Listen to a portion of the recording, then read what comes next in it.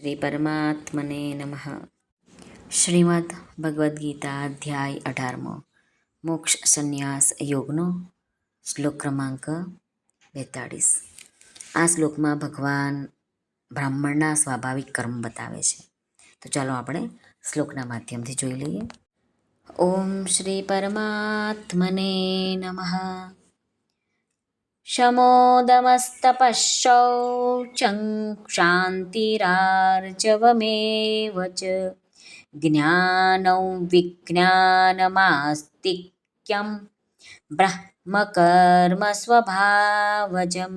શ્રી ભગવાન અર્જુનને કહે છે, અંતઃકરણનો નિગ્રહ કરવો, ઇન્દ્રિયોનું દમન કરવું, ધર્મના પાલન માટે કષ્ટ સહેવું, બાહ્ય તેમજ અંદરથી શુદ્ધ રહેવું, બીજાના અપરાધોને ક્ષમા આપવી, મન, ઇન્દ્રિય તેમજ શરીર આ બધાને ઋજુ સ્વભાવના રાખવા, વેદો, શાસ્ત્રો, ઈશ્વર અને પરલોક આદિમાં શ્રદ્ધા રાખવી, વેદ શાસ્ત્રોનું અધ્યયન તથા અધ્યાપન કરવું અને પરમાત્માના તત્વને અનુભવવું. આ બધાય બ્રાહ્મણના સ્વાભાવિક કર્મો છે. હવે આપણે રામસુખદાસજી મહારાજ આ શબ્દોના અર્થ સમજાવે છે તે આપણે સમજીએ. શમઃ એટલે મનને જ્યાં જોડાવા ઈચ્છે ત્યાં જોડાઈ જાય અને જ્યાંથી હટાવવા ઈચ્છે ત્યાંથી હટી જાય. આ રીતે મનના નિગ્રહને શમ કહે છે. દમઃ જે ઇન્દ્રિયથી જ્યારે જે કામ કરવા ઈચ્છે ત્યારે તે કામ કરી લે અને જે ઇન્દ્રિયને જ્યારે જ્યાંથી હટાવવા ઈચ્છે ત્યારે ત્યાંથી હટાવી લે. આ રીતે ઇન્દ્રિયોને વશમાં કરવી એ દમ છે. તપઃ ગીતામાં શરીર, વાણી અને મનના તપનું વર્ણન આવે છે. એ તપ તો ખરું જ, છતાં પણ અહીં વાસ્તવમાં તપનો અર્થ છે પોતાના ધર્મનું પાલન કરતા જે પણ કષ્ટ થાય અથવા કષ્ટ આવી જાય તેને પ્રસન્નતાપૂર્વક સહેવું. ટૂંકમાં કહીએ તો કષ્ટ આવે તો પણ પ્રસન્ન ચિત્ત થઈને એ કર્તવ્ય કર્મ કરવું એને કહેવાય તપ. શૌચમ એટલે કે પોતાના મન, બુદ્ધિ, ઇન્દ્રિયો, શરીર વગેરેને પવિત્ર રાખવા તથા પોતાના ખાનપાન, વ્યવહાર વગેરેની પવિત્રતા રાખવી. આ રીતે શૌચાચાર અને સદાચારનું બરાબર પાલન કરવું એનું નામ છે શૌચ. ક્ષાંતિ કોઈ ગમે તેટલું અપમાન કરે, નિંદા કરે, દુઃખ આપે અને પોતાનામાં તેને શિક્ષા કરવાની યોગ્યતા હોય, બળ હોય, અધિકાર પણ હોય, છતાં પણ તેને શિક્ષા ન કરીને તેની ક્ષમા માંગ્યા વિના જ તેને પ્રસન્નતાપૂર્વક ક્ષમા કરી દેવાનું નામ શાંતિ છે.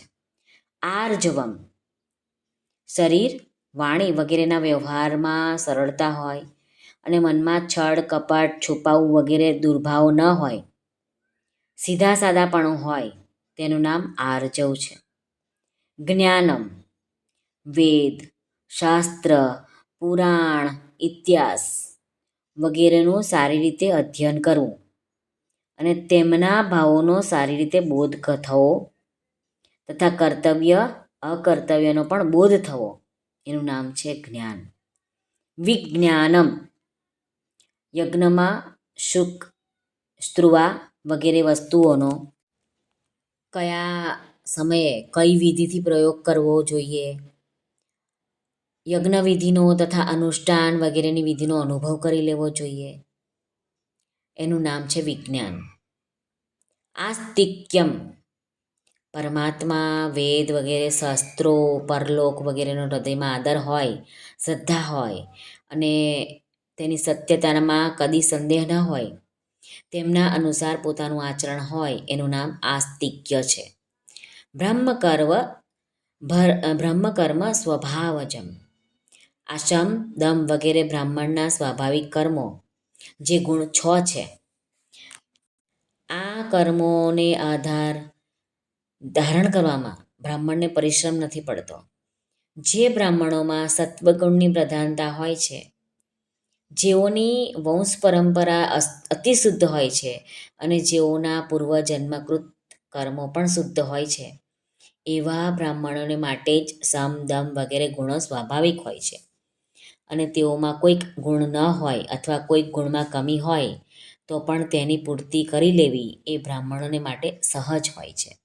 બ્રાહ્મણના સ્વાભાવિક કર્મોમાં સત્વગુણની પ્રધાનતા હોય છે, જ્યારે બીજા વર્ણોમાં રજોગુણ અને તમોગુણની પ્રધાનતા હોવાથી તે વર્ણોમાં જીવિકાના કર્મો પણ સ્વાભાવિક કર્મો એમાં સામેલ કર્યા છે. જ્યારે ગુણમાં બ્રાહ્મણની જાતિમાં જે જીવિકાના કર્મો છે તે સામેલ ભગવાને કર્યા નથી, પરંતુ ભગવાને ગીતામાં કહ્યું છે કે બ્રાહ્મણના સ્વાભાવિક કર્મો કેવા હોય છે, તો કહે છે કે શમ દમ ક્ષમા આર્જવમ શૌચ, આ બધું બ્રાહ્મણના સ્વાભાવિક કર્મો છે અને એને જ ભગવાને ગુણો કહ્યા છે. પાછું રામસુખદાસજી કહે છે કે હમણાંના બ્રાહ્મણોમાં આ ગુણ કેમ નથી, તો એ પણ કહે છે કે વર્ણ પરંપરા બરાબર તો હોય, પરંતુ આ ગુણ બ્રાહ્મણના અમુક બ્રાહ્મણો વર્ણ સંકરતા આવી જવાથી એમના ગુણ સ્વાભાવિક રહેતા નથી અને તેમાં ઘટાડો થાય છે. શ્રી કૃષ્ણ અર્પણમસ્તુ. સર્વને ભાવથી જય શ્રી કૃષ્ણ. રાધે રાધે. હરિઓમ તત્સત. જય ગુરુદેવ દત્ત. જય સ્વામિનારાયણ. જય માતાજી. નમઃ પાર્વતી પતે. હર હર મહાદેવ. હર સિદ્ધેશ્વર મહાદેવની જય. આજના આનંદની જય. સર્વનું કલ્યાણ સર્વનું કલ્યાણ થાવ. સર્વનું કલ્યાણ થાવ.